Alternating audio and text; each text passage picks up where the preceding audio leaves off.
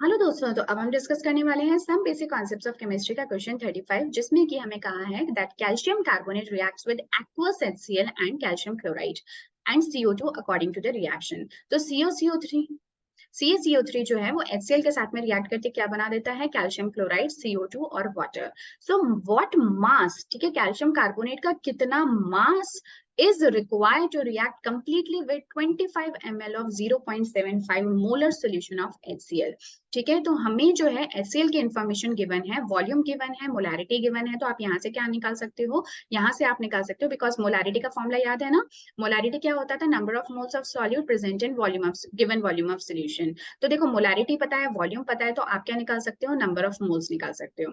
तो सबसे पहले तो आप यहाँ से नंबर ऑफ मोल्स निकाल लोगे और उनकी हेल्प से आप कैल्शियम कार्बोनेट के नंबर ऑफ मोल्स निकालोगे। और क्योंकि आपको पता है number of moles is equal to given mass by molar mass, तो आप क्या करोगे, यहाँ से आप निकाल लोगे W की वैल्यू, जो कि हमसे पूछी भी गई है। हमसे क्या पूछा गया है, W ही तो पूछा गया है। तो बस आपको इन दो फॉर्मूलाज को यूज करना है। करना किस तरह से है, तो वो प्रोसेस अब मैं आप लोगों को बता देती हूँ।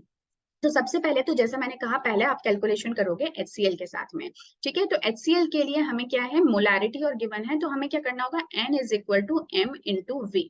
ठीक है, तो देखो वॉल्यूम जो है वो हमें ml में गिवन है, तो ऑलरेडी मैं इसको 10⁻³ से क्या कर देती हूँ, डिवाइड कर देती हूँ, so that it gets converted to volume in litres. ठीक है, ये सब चीजें हम कर चुके हैं, इसलिए मैं यहाँ पे ज्यादा टाइम नहीं लगा रही। सो नंबर ऑफ मोल्स हम निकाल लेते हैं HCl के।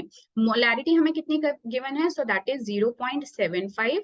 और जो वॉल्यूम है वो कितना गिवन है, so volume is 25 ml, but इसको मेरे को लीटर्स में कन्वर्ट करना था, इसलिए हमने 1000 से डिवाइड कर दिया। जब आप ये करोगे तो n की वैल्यू आपके लिए कुछ निकल के आ जाएगी 0.01875 मोल्स। यानी कि जो HCl के एक्चुअल मोल्स हैं हमारे इस रिएक्शन के दौरान, वो हमें मिल चुके हैं। जो 1 और 2 है वो तो थियोरेटिकल मोल्स हैं। ठीक है, तो अब आप खुद देखो, जब हम 2 मोल्स HCl के लेते थे, तब मुझे 1 मोल जरूरत पड़ती थी कैल्शियम कार्बोनेट की। जब मेरे पास में 0.01875 मोल्स होंगे, तो क्या बिल्कुल डिवाइड नहीं हो जाएगा, आधे हो जाएंगे ना कैल्शियम कार्बोनेट के लिए मोल्स। तो जो भी कुछ मेरी वैल्यू है 1875, उसका अगर मैं आधा कर दूं, तो इतने मोल्स मुझे चाहिए होंगे कैल्शियम कार्बोनेट के। तो जब आप इसको करके देखोगे, so you will get your value something like this 9375। यानी कि लगभग इतने मोल्स जो हैं वो कैल्शियम कार्बोनेट के रिक्वायर्ड हो रहे हैं। अब देखो, नंबर ऑफ मोल्स मेरे पास आ चुके हैं कैल्शियम कार्बोनेट के।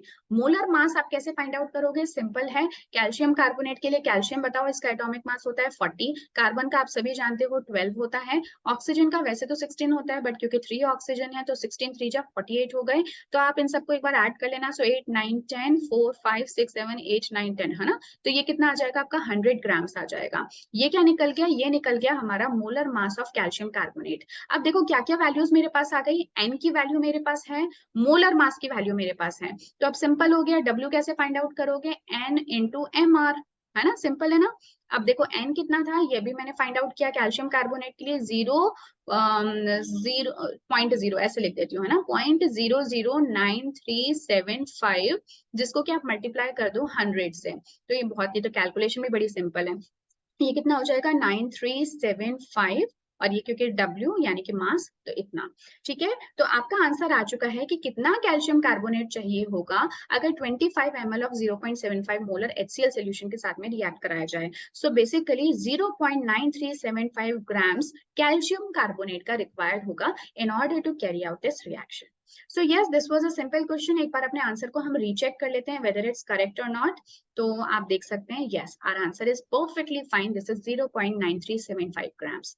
ठीक है, तो एक बार आप इसको करके देखना। तो जैसा कि मैंने आपको पहले भी कहा था कि आपको जो इंफॉर्मेशन है अमाउंट की, वो डिफरेंट डिफरेंट वेज में गिवन हो सकती है। कभी आपको मास परसेंटेज दिया जा सकता है, कभी आपको मोल फ्रैक्शन दिया जा सकता है, कभी आपको मोलारिटी, किसी भी तरह से आपसे indirectly, because all of them represent to a concentration of solution. तो कॉन्सेंट्रेशन आपको किसी भी फॉर्म में दी जा सकती है, आपको पता होना चाहिए कि उस इंफॉर्मेशन को किस तरह से डिड्यूस किया जाए in order to calculate the mass and volume. Right, so yes, this was all for the question number 35। अब नेक्स्ट क्लास में मिलेंगे क्वेश्चन नंबर 36 के साथ। Till then take care and good bye.